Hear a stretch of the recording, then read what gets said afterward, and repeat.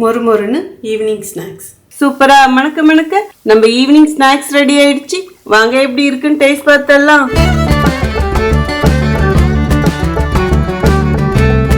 Evening ஸ்நாக்ஸா இந்த மாதிரி ரொம்ப சிம்பிளா வீட்டில் இருக்கிற ஒரு கப் ரவையை வச்சு ஈஸியா செஞ்சிடலாங்க.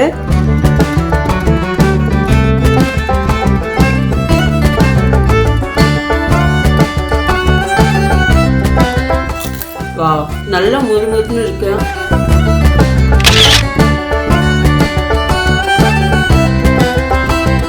Hi friends, welcome to cook with Sangeetha.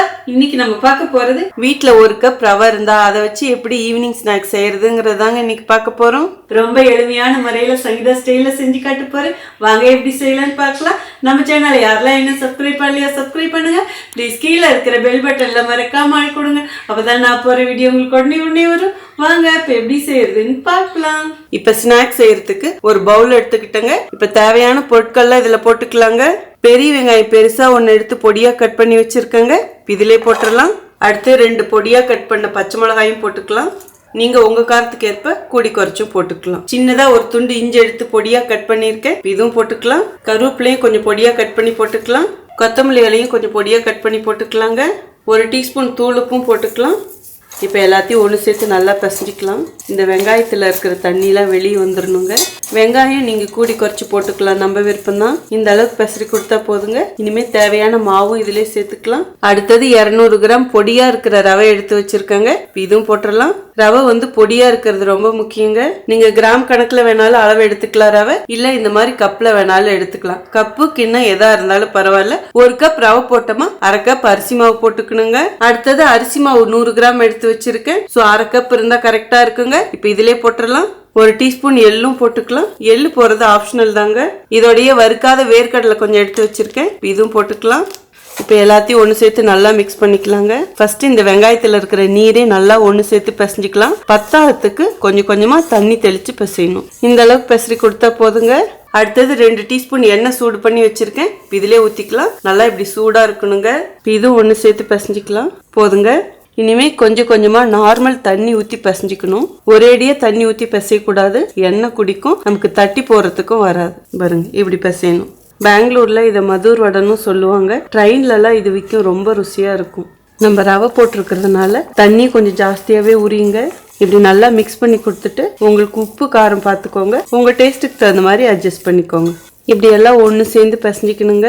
கையில கொஞ்சம் கூட ஒட்டல பாருங்க. இப்படி இருக்கணும். நம்ம இப்படி எடுத்து உருண்டை பிடிக்கிற மாதிரி இருக்கணும். ஒரு பிளாஸ்டிக் கவர்லயோ இல்ல வாழை இலையிலயோ ஈவன் கையில எண்ணெய் தடவிட்டோ நம்ம இப்படி வச்சு நல்லா தட்டி எண்ணெயில போட்டு பொரிச்சு எடுக்கணும். இன்னும் இது நல்லா மெலிசா தட்டிக்கணும். வடை மாதிரி தட்டிக்கணும். நல்லா முறுமுறுன்னு வரும். இந்த மாதிரி தட்டிக்கணுங்க. ஸோ நமக்கு மாவு ரெடி ஆயிடுச்சு. இதை ரொம்ப நேரம் ஊற வைக்கணுங்கிற அவசியம்லாம் கிடையாது. இது உடனே எண்ணெயில தட்டி போட்டு பொரிச்சு எடுக்கலாங்க. வாங்க அதுவும் எப்படி செய்யறதுன்னு பார்க்கலாம். இப்போ வடை சுட்டு எடுக்கிறதுக்கு ஸ்டவ் ஆன் பண்ணி ஒரு பாத்திரம் வச்சுட்டேங்க. தேவையான அளவு எண்ணெய் ஊற்றிக்கலாம். அடுப்பை நல்ல மீடியமா வச்சு எண்ணெயை நல்லா சூடு பண்ணிக்கலாங்க.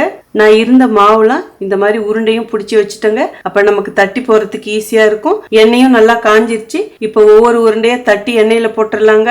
நான் வாழை இலையில கொஞ்சம் எண்ணெய் தடவிக்கிறேங்க. நீங்க வாழை இலை இல்லைன்னா பிளாஸ்டிக் கவர்ல தட்டியும் போட்டுக்கலாம்.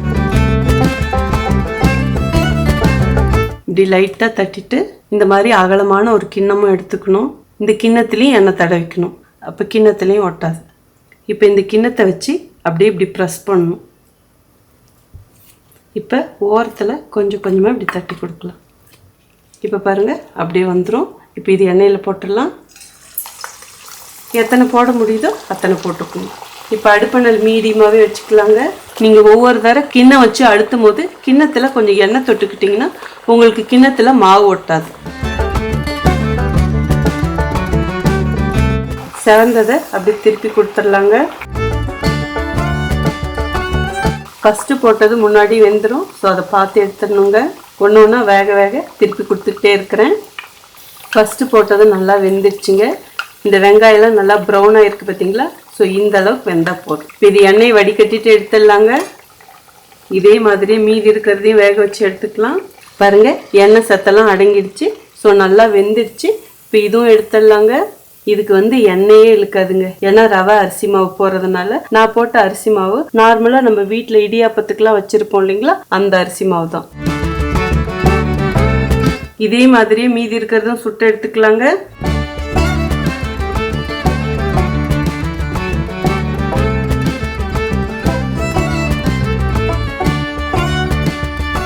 இப்போ ஒன்னே ஒன்று புட்டு காமிக்கிற பாருங்க, எவ்வளோ மொறுமொறுன்னு சூப்பராக இருக்கு பாருங்க.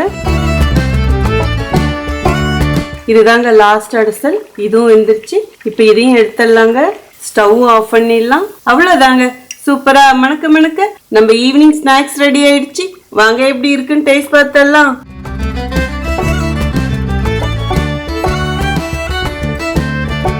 இப்போ எப்படி இருக்குன்னு டேஸ்ட் பார்க்கறதுக்கு முன்னாடி தேவையான டிப்ஸ் கொடுத்துட்றாங்க. இந்த வடையை நல்லா மொறுமொறுன்னு சுட்டு எடுக்கணும்னா அளவுகள் வந்து ரொம்ப முக்கியங்க. இப்போ இதுக்கு மெயினான டிப்ஸ்ன்னு பார்த்தீங்கன்னா, 1 கப் ரவைனா 1/2 கப் நார்மல் பச்சரிசி மாவு கரெக்டாக இருக்குங்க. வெங்காயம் நீங்கள் கூடி குறைச்சி போட்டுக்கலாம். மற்றபடி நீங்கள் எங்கே மிஸ்டேக் பண்ணுவீங்கன்னு பார்த்தீங்கன்னா, மாவு பிசையும் போது. ஸோ மாவு பிசையும் போது ஃபர்ஸ்ட் வெங்காயத்தெல்லாம் பிசைஞ்சிட்டு அதில் இருக்கிற தண்ணி வெளியே வந்ததுக்கப்புறம் அந்த தண்ணியிலே மாவு பிசையணும். அப்புறம் பத்தாததுக்கு தான் கொஞ்சம் கொஞ்சமாக தண்ணி தெளித்து பிசையணும். ஸோ இதை மட்டும் ஃபாலோ பண்ணாலே சூப்பராக வந்துருங்க. அதே மாதிரி நம்ம வேர்க்கடலை சேர்த்துருக்கோம். வேர்க்கடலை வந்து வறுக்காத வேர்க்கடலை தான் போடணும். ஏன்னா திரும்பவும் நம்ம எண்ணெயில் போட்டு பொரிக்கிறதுனால அது தீஞ்சு போயிடும். ஸோ அதனால வேர்க்கடலை வறுக்காம போடுங்க. மற்றபடி நான் வீடியோவில் சொன்ன அளவு குறிப்பு டிப்ஸை ஃபாலோ பண்ணீங்கனாலே உங்களால ஈஸியாக செஞ்சிட முடியுங்க. இப்போ எப்படி இருக்குன்னு டேஸ்ட் பார்த்தலாம். வா, நல்லா மொறுமொறுன்னு இருக்கு. இந்த வேர்க்கடலையும் வாய் கிடைக்குது சாப்பிட. இதுல நிறைய கொத்தமல்லி கருவேப்பிலை எல்லாம் போட்டிருக்கிறதுனால நல்ல ருசியும் மனமாவும் இருக்கு. ஹெல்த்தியானதுன்னு கூட சொல்லுவேன். நம்ம இவ்வளவு கருவேப்பிலை கொத்தமல்லி எல்லாம் நம்ம குழம்புல போட்டு கொடுத்தா நம்ம பசங்க சாப்பிட மாட்டாங்க. பட் இந்த மாதிரி போட்டு கொடுக்கும் போதும் அவங்க என்னன்னே தெரியாம சாப்பிட்டுருவாங்க. எல்லா அளவுகளும் அவ்வளவு பெர்ஃபெக்டா இருக்கு. ஸோ கண்டிப்பா மஸ்ட் ட்ரைன்னு சொல்லுவேன். நீங்களும் இதே மாதிரி செஞ்சு பார்த்துட்டு ப்ளீஸ் எப்படி இருக்குன்னு சொல்லிட்டு கமெண்ட் பாக்ஸ்ல சொல்லுங்க. உங்களுக்கு இந்த ரெசிபி பிடிச்சதுன்னா ப்ளீஸ் மறக்காம ஃபர்ஸ்ட் ஒரு லைக் கொடுத்துருங்க. ரொம்ப ரொம்ப பிடிச்சதுன்னா உங்க ஃப்ரெண்ட்ஸ் அண்ட் ஃபேமிலிக்கு ஷேர் பண்ணுங்க. நீங்க இதுவரைக்கும் எனக்கு கொடுத்துட்டு இருக்க அன்புக்கு ஆதரவுக்கும் ரொம்ப ரொம்ப நன்றி. உங்களுக்கு என்ன ரெசிபி வேணுமோ ப்ளீஸ் அதுவும் கமெண்ட் பாக்ஸ்ல சொல்லுங்க. இன்ஸ்டாகிராம் ஃபேஸ்புக்ல குக் வித் சங்கீதா பேஜஸ் இருக்கு, அதுவும் அப்படியே லைக் பண்ணி ஃபாலோ பண்ணிக்கோங்க. இதே மாதிரி அடுத்த சூப்பர் ஸ்பெஷல் வீடியோல உங்களை சந்திக்கிறேன். Until then, see you. Bye bye. Love you all.